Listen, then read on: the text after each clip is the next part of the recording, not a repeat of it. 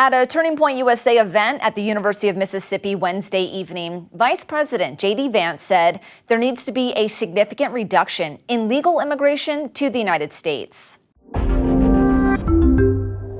Vance said former President Joe Biden's immigration stance allowed more immigrants to enter the country than he believes to be optimal, and that it could destabilize or harm the cohesion of American society. But my view is, look, there are people who want to come to the United States of America, and some of them, I'm sure, can enrich the United States of America by coming here, but we have got to get our overall numbers way, way down.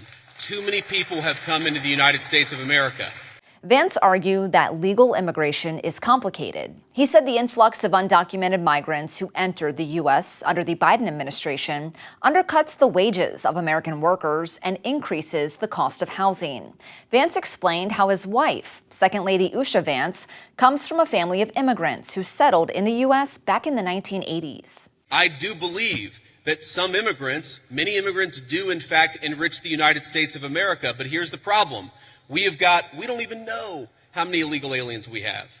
We don't even know. The best guess is probably 25, 30 million people. I've heard estimates as high as 50 million.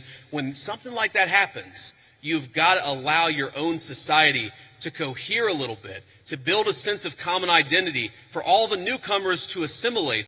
Vance also spoke about his late friend and founder of TPUSA, Charlie Kirk, who was assassinated on September 10th, calling him a great husband and great father.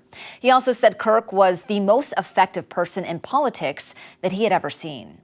Vance touched on a conversation he had with Kirk just months before his death. I remember one time in particular where Charlie Kirk called me, and guys, he was mad.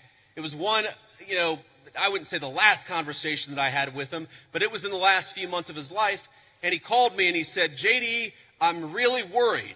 I'm really worried that what's going on in the Middle East right now is going to lead the United States into a protracted military conflict. I've never told anybody that Charlie was really worried about that in the final months of his life.